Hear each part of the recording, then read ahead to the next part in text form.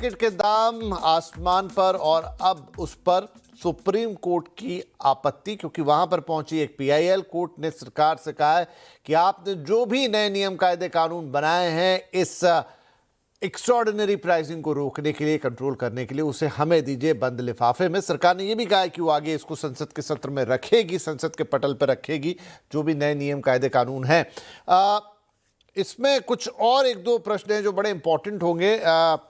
Parvez sir, अब ticket तो ले लिया, चलिए आया, जितने का भी आया, 25,000 का आया, 30,000 का आया, उसके बाद भी आप सीट लेने जाइए तो फिर 500-700 हज़ार रुपए दीजिए, बैगेज का 2-4 ऊपर नीचे हुआ दीजिए, ये फीस वो फीस, एक ही कंसोलिडेटेड फीस क्यों नहीं? मतलब यात्री को ऐसा लगता है कि वो चीट किया जा रहा है। देखिए, ये सीट का प्रॉब्लम तो बहुत इजीली सॉल्व हो सकता है। अभी क्या सिस्टम है कि एक्सेप्ट फॉर वेरी फ्यू बीच में के सीट छोड़ के everything you have to buy. Means if you and your friend or you and your wife are traveling, you do not have the option but to buy one seats. And it's not cheap, starting from 350 to 500 to 700 to 1000, 1200. तो अगर government तो इसके लिए तो एकदम simple rule ला सकते हैं ना कि only 40% seat you can sell, the airline can sell, or charge extra 60% have to remain open. Whenever you go to book, all seats are taken except for a few middle seats, all are available for sale. बीच में government ने law लाया था कि भाई only 40% seats the airline can sell, 60%, but then the government retracted and now airlines are selling 90% of the seats on charges. Second thing your guest said, that by the other option is for low cost carrier, there should be a special airport. Yes, I agree. And internationally it is done. In London, the EasyJet and the low cost carriers fly from Luton. But लेकिन India में ये option नहीं है। आपने मुंबई में 2 airport बनाए, एक नवी मुंबई में और एक मुंबई में, दोनों एक ही पार्टी मैनेज कर रहे हैं। So British Airways doesn't have the option और IndiGo doesn't have the option कि भाई अगर 1.5 lakh rupees is parking at Santa Cruz, I will do at 75,000 at Navi Mumbai. Navi Mumbai is also controlled by the same company. Santa Cruz is also controlled by the same company. So if government wants to develop the industry, the government should put thought behind this. No, let us have 2-3 aircraft operators so the airline has a choice where he wants to land. If there's an airport at Panvel, it's a low-cost airport, let's use it.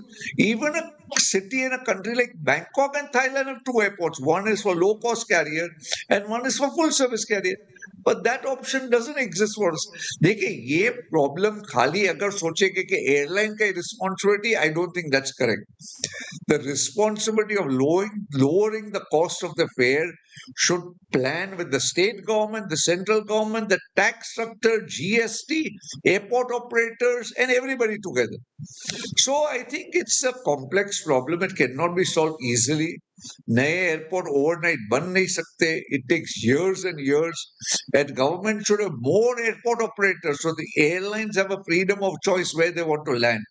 देखिए, it requires a lot of thinking. Let us see how it goes. Let's see what rules and regulations the Supreme Court brings about. But I don't think it should come to a point where airlines make it uneconomical and stuff. अगर airlines uneconomical हो जाएंगे, they will reduce their flights. Reduced flight हो जाएंगे, again there'll be lesser flights, so again fares will go up. So it's a catch-22 situation. जी बिल्कुल, got your point sir.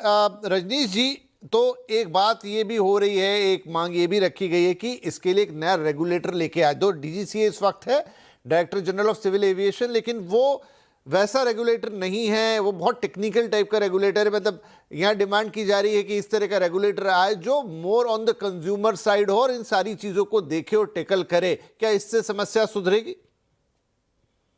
देखिए, कोई भी चीज जब आप रेगुलेट करना चाहते हैं तो उसके अच्छी चीजें भी होती हैं और कुछ खराब भी होती हैं। अच्छा तो ये है कि उसका प्राइसिंग कंट्रोल होगा, थोड़ा क्वालिटी में शायद फर्क पड़े और जो साधारण आम आदमी है वो फ्लाई कर सके, उसको ये सब फैसिलिटी मिले। लेकिन एट द सेम टाइम जो एयरलाइंस है, अगर उन पे प्रेशर ज्यादा पड़ता है तो उनको रन करना मुश्किल हो जाता है, बिकॉज कॉस्ट ऑफ ऑपरेशन बहुत ज्यादा बढ़ गई है।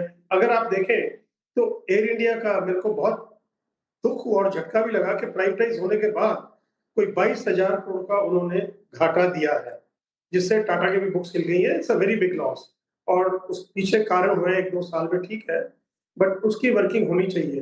इंटरनेशनली अगर आप एयरलाइन देखेंगे, वो हर सीट का, खाने का, हर चीज़ का चार्ज कर रही हैं अनलेस वो प्रीमियम एयरलाइन्स हैं।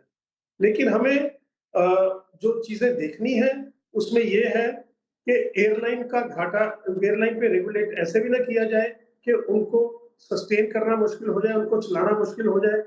जैसे कुछ एयरलाइन्स हमारे पिछले 5, 7, 8 साल में फेल हुई हैं, वो भी नहीं होना चाहिए। देश की इकोनॉमी के लिए, देश के सिस्टम के लिए बहुत खराब होगा ये। तो हमें एक उस लेवल पे आना पड़ेगा जिसके लिए काफ़ी प्रॉपर अब तो एआई है, रिसर्च होनी चाहिए, स्टडी होनी चाहिए कि किस फेयर पे, किस बैंडविड्थ पे डायनामिक प्राइसिंग रहे, उसके साथ हमारी कंस्ट्रेंट्स भी क्लियर हो कि हमें इस लेवल तक जाना है और उसी के हिसाब से हम जो है गवर्नमेंट और एयरलाइंस मिलके आपस में तय करके कि इस प्राइसिंग पे एयरलाइंस अपने आप को उड़ाने में सक्षम रहेंगी, नए जहाज ला पाएंगी, आगे तरक्की कर पाएंगी, उनका फ्लीट बढ़ेगा और उस सब से कस्टमर भी जो है, फ्लायर है एंड कस्टमर, उसकी भी जेब पे ज़्यादा असर ना पड़े। तो एक बहुत फाइन लाइन का बैलेंस है ये।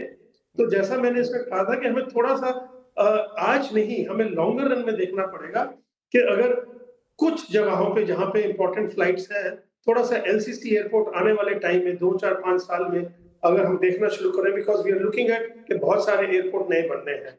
तो उनमें कुछ ऐसे भी देखें तो एक ऑप्शन मिले, तो हम दोनों चीज़ों को बैलेंस कर सकते हैं। ये आज का नहीं है, 1 दिन में नहीं होगा, 1 साल में नहीं होगा, ये प्रोसेस है जो कंटीन्यूअस रहेगा।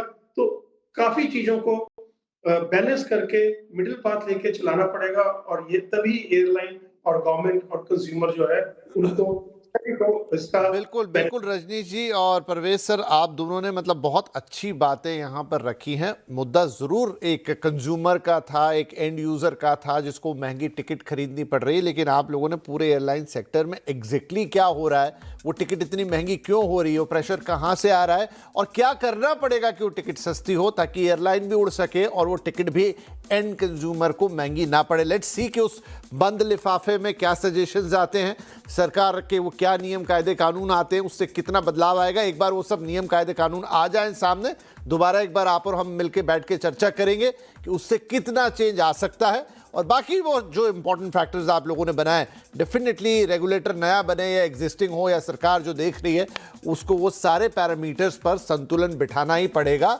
तभी वो सबके लिए विन विन सिचुएशन बनेगी। बहुत धन्यवाद